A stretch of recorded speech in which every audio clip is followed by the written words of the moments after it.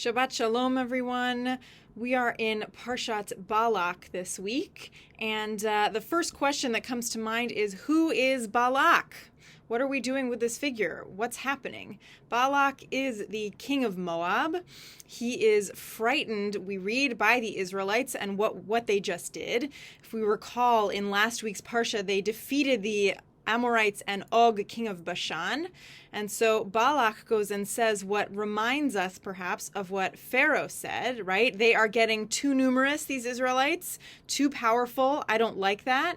So he calls upon a seer, a diviner, a prophet named Balaam or Balaam, and he asks him to curse the Israelites. And Balaam is an interesting figure in that he converses with God. He talks to God and God talks to him and tells him that it's not a good idea to curse the Israelites. So he doesn't. But he does end up going to see the king, and he takes his donkey and along the way encounters an angel that the donkey sees, but he doesn't see at first. And it's the only part of the Torah with a talking donkey. So if you haven't read it, I would encourage you to go ahead and read it. It's a bit of comic relief. And the rabbis spend a lot of time talking about Balaam. Is he good? Is he wicked? Who is this figure that can talk to God like that, almost like Moses? He's not an Israelite. And the text and tradition don't originally read Balaam as a wicked man. But as the generations continue, the rabbinic tradition eventually comes to see him as wicked, connected with wickedness and with idolatrous practices. So all of this was on my mind this week as I was studying Pirkei Avot with a friend of mine. We're working through the first chapter of Pirkei Avot, the Mishnah, which is a text that I have read and learned many times. And it talks a lot about the power of speech and the power of words, and how to behave around other people. What is the connection here between Balak and Balaam and Pirkei Avot and speech and words, right? So each time that Balaam opens his mouth to try and curse the Israelites, what comes out instead? A blessing. And so we can think in this parsha a lot about the power of speech and the power of our words. So that was on my mind as we were studying Pirkei Avot. And if I'm being honest, I had begun my studies with my friend thinking, I don't know what I'm going to learn from this time around. I've learned this text so many times, the first chapter of Pirkei Avot, so many times. I used to carry this Mishnah around with me in my bag. I've read it. I've read commentaries before. What am I going to do? What am I going to kind of contribute or gain from this? And I encountered on Sefaria, the Ovadia Bartenura commentary, which, I kid you not, this sounds a little dramatic, but it's true. It has changed my life. It completely opened up the text for me with fresh eyes. And it's been wonderful to read and learn together and discuss this with my friend with this commentary. So I wanted to share two Mishnayot with you. Chapter 1, Mishnah 7, and Chapter 1, Mishnah 10. And I'll read to you so you can tell the difference between the plain text, the plain translation, and with the commentary. So, all right. So, Pirkei Avot 1:7 says, Nitai ha'arbeli omer. So, Nitai the Arbelite used to say, Harchek mishachen ra. So keep a distance from an evil neighbor. Ve'al titchaber l'rasha'a. And do not become attached to the wicked. Ve'al tit yaesh min ha'puranut. And do not abandon faith in divine retribution. And the Bartenura commentary comes in and translates it this way. Nitai ha'arbeli says, distance yourself from an evil neighbor, so that you learn not from his deeds, and also so that you do not share in his downfall, for woe to the wicked and woe to his neighbor. And do not befriend the wicked one, for thus did the sages say, all who attach themselves to the wicked, even though they do not emulate them, receive recompense as they do. And this is my favorite part. To what may this be compared? To one's entering a spice shop. Even if he takes nothing, he absorbs the aroma, and it leaves with him, right? And do not despair of the arrival of punishment. do not despair of the arrival of punishment. But it's this image of the spice shop struck me, because if you've ever been in a space where you're surrounded by spices in maybe a section of the supermarket, or if you go into a spice shop, the smells are overpowering. And it's true when you walk out, even if you actually go into a perfume store, for those of you who may have gone into that rather than a spice shop, when you walk out, you can smell it on your clothes, you can smell it in your hair, and it clings to you. And I was struck by this because when we think about who we surround ourselves with, we don't necessarily picture it that way. We don't think of their words and deeds and thoughts and behavior as clinging to us, I think because we see ourselves as very independent, but we surround ourselves with all different kinds of people, and we impact them and they impact us.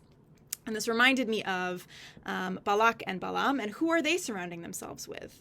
Balaam, ironically, is surrounding himself, or maybe not ironically, is surrounding himself with righteous creatures, right? The angel, the donkey is actually quite righteous if you read through the story, and thinking about who Balaam is surrounding himself with, and Balak, who is a strange figure and a kind of a wicked figure, and he's surrounding himself with Balaam, who is maybe a righteous figure, who's maybe not a righteous figure. So all this was on my mind as we read this Mishnah together. And then we came to Mishnah 10.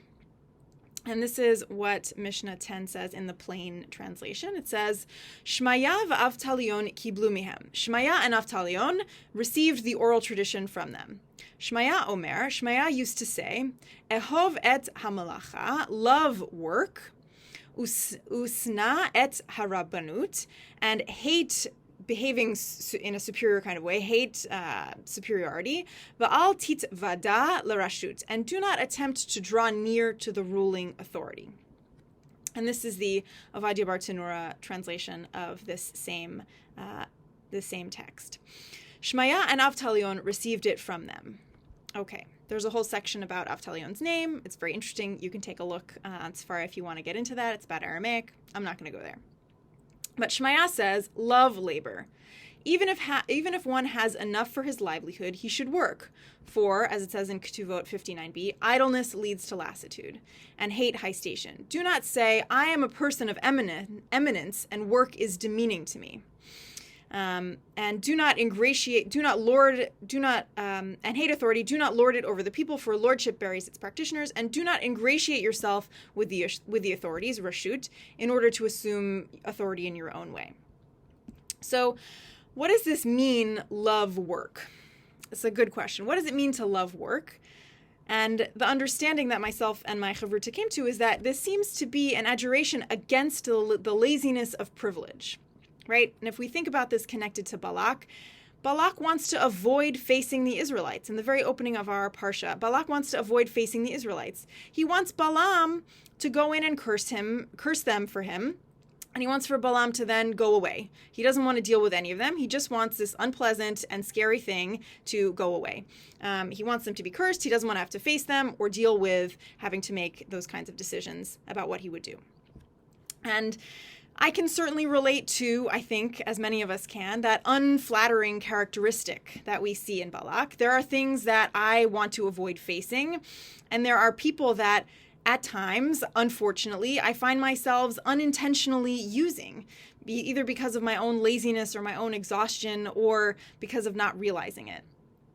And this love work that the rabbis seem to be saying to us doesn't mean spending 24 hours a day working at your job without any time to do anything else and never enjoying yourself. Love work, as I see it, as I understand it here, means don't get too comfortable. Don't be afraid to do things that are hard, that are challenging, that you maybe feel uncomfortable doing. They're good for you. It helps you.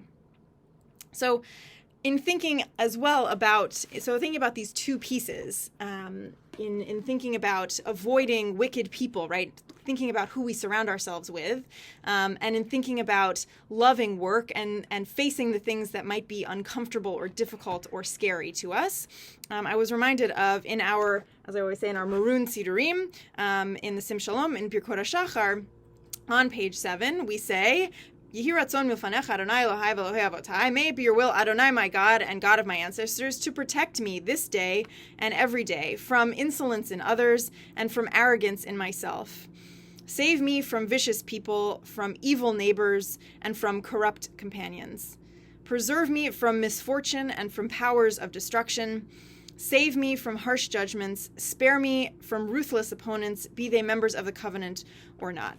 And I think that we may zip through it in the morning, it's something worth meditating on and thinking about as we go into Shabbat, as we go into our days, of thinking about the words that come out of our mouths and the ways they impact the people around us, and thinking about the people we surround ourselves with the ways that we are loving the hard work of being alive in the world. So what spices are we absorbing? Are we harming ourselves? Are we harming others? What exactly are we avoiding facing? What can we get up and do for ourselves that we haven't been doing for one reason or another? And hopefully what's surrounding us is good and the things that we're doing are good. And even though they're difficult, we're still doing them. Maybe not. Maybe they are. Hopefully we're in a good place. But if we aren't, it's always a good time to course correct. So I'd be interested to hear your thoughts and wish you a sweet Shabbat of health and all good things. Shabbat Shalom.